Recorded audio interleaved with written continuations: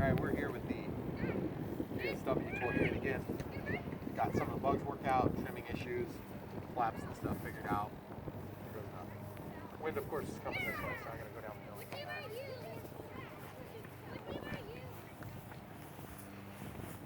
Did you pause it?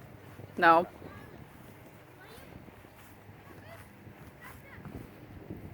Alright, ready? Yep.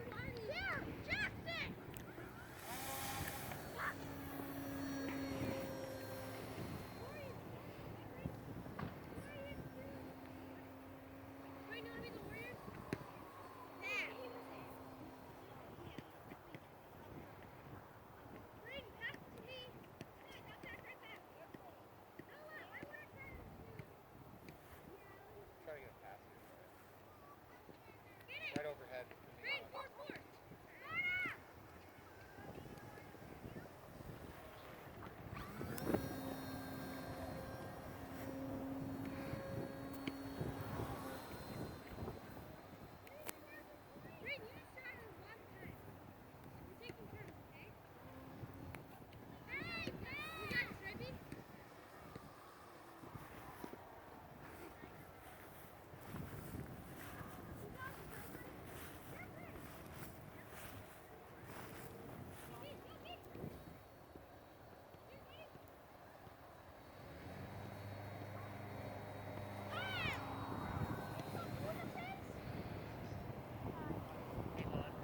Yeah. I'm going to try to do a demonstration of that camera roll back.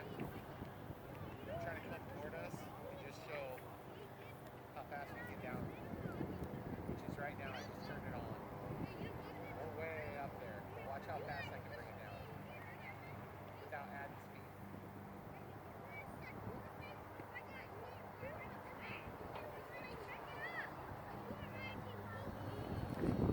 Try to get out of there.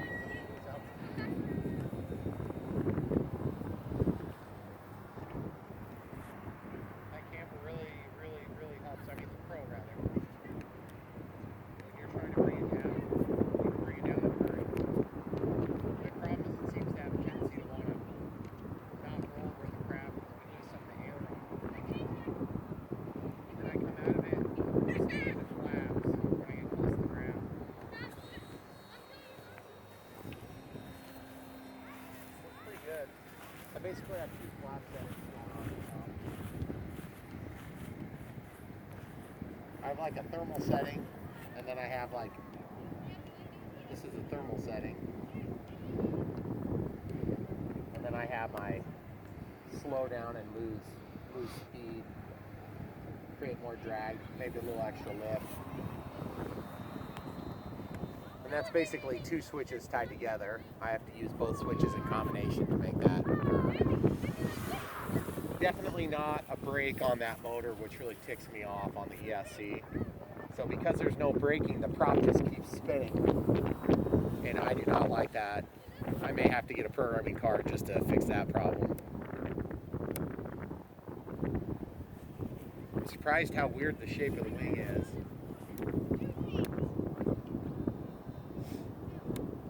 I have my expos actually turned to plus 115 for extra throw because it's just not responsive enough without it, especially with wind.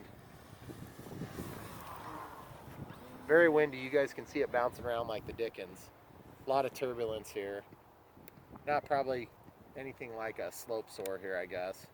That's full flaps, crow.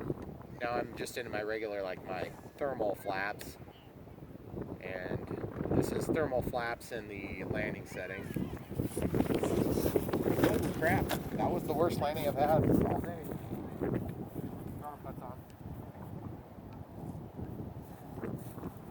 The wind just got under the wing, just kind of flipped it over. Didn't hurt anything, of course. So I'm running this on 2200 3S 60C. And I want to show you the two flap settings. I've simplified things a little bit. That's my thermal setting, and then my landing setting. And then I just have throttle cuts on. Just a real limited amount of camber on there now. On the bottom 50% of the stick, and then it would go into throttle for about the top third. And that's the crow setting, and then my extra crow setting. Extra crow, extra crow. And I'm just using a combination of the flat mode switch and well, in this case it's switch A and switch B. So I'm going to show you a launch here again. Oh, and I've got about 17 minutes on my last flight, so I'm going to go overhead here.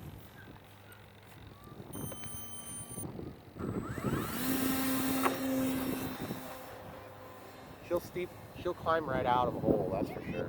Especially if you got wind on your side, which I do. Okay, now I'm into my regular setting. Which basically, it's kind of frustrating to me because I really don't like the idea that there's no braking on there, because you get so much drag from having that prop up there spinning around like crazy. Hey guys, I'm probably going to end up putting stabilization in here. Even though I like the setup now, it's not a deal breaker for me. I just assume it fly like a regular plane, to be honest. It's kind of annoying having all those stupid controls that aren't necessary and don't make a big difference. Just more crap to go wrong and make it complex, which I usually like. Full flaps there. Get a little headwind, she'll keep in the air for a while, but thing does stall a little bit like a brick. Not so much a tip stall as much as just a general like, hey, I literally don't have any lift, so I'm gonna fall out of the sky. Good luck rolling it too. Oh, and by the way, guys, I have my control horns at the innermost control horn adjustment on each of the surfaces. And then they're on like 2 or 1 from the end, all but the elevator. The elevator I have all the way at the end. So full crow. Look at that thing sink, guys. I got to get out of it the last second, or it'll like crash into the ground. That's so cool.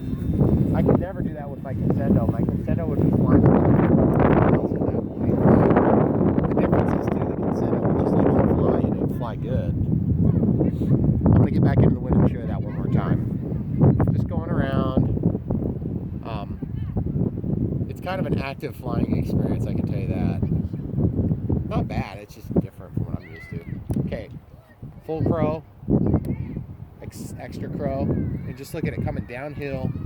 I can't say that we're losing speed, but then all I got to do is flip out of one switch and I go straight into landing mode where I'm going to produce extra lift and lose that crow, which is really nice because it's easier to put it on the ground. But you'll notice she flops on the ground. And another thing I wanted to show you is look at the prop.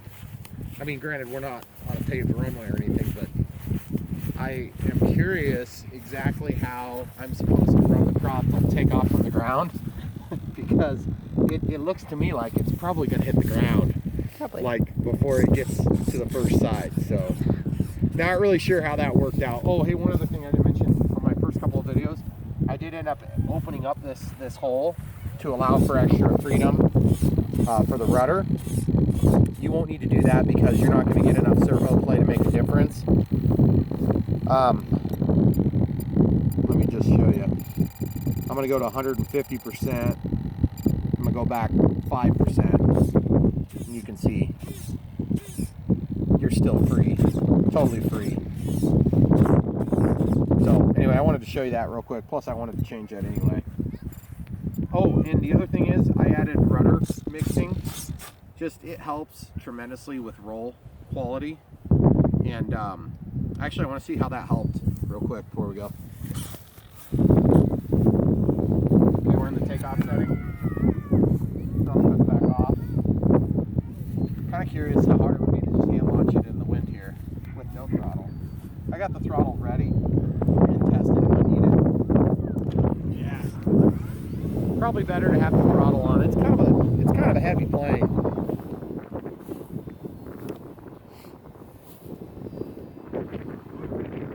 It sure looks cool. I do loops with the best of them. Very good rudder authority, really. But you know, as you could probably imagine, with this type of plane, you know, you're not gonna be doing humongous rolls and stuff, but you know, you have to counter a lot of extra wind and, you know, environmental impact on that surface.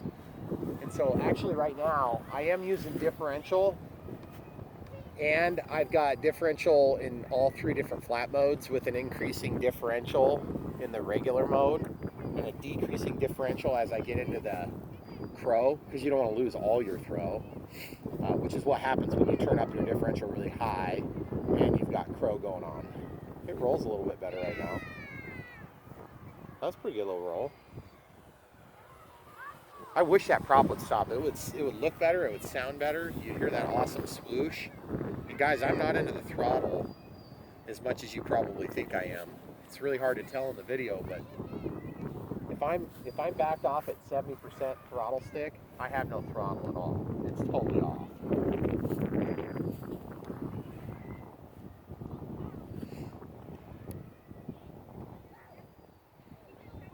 I'm gonna come by right overhead here. Okay.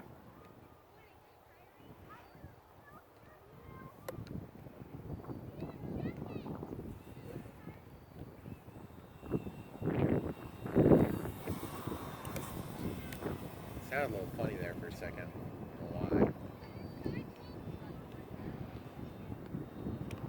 I don't know why. I was just checking out the motor, guys. I'm gonna come right overhead. Sorry about the sun. It's gonna be horrible, I know. Downwind passes are kind of crazy with this plane, as with any glider that I've ever flown with.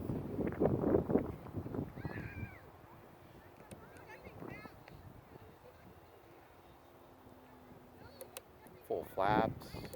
Okay. Landing flaps.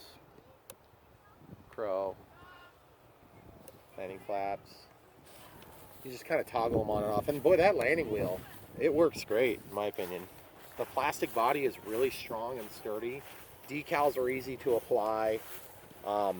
They look good. I added 1 extra red stripe on the bottom of the wing. Throttle cuts on. That extra rudder authority really does help a lot though, by the way. And just that 1 stripe. I haven't even put covers over these because I might change the way that I disconnect the wires from inside the wing when I go to transport it. I can get it in with just 1 wing off. So, thanks for watching.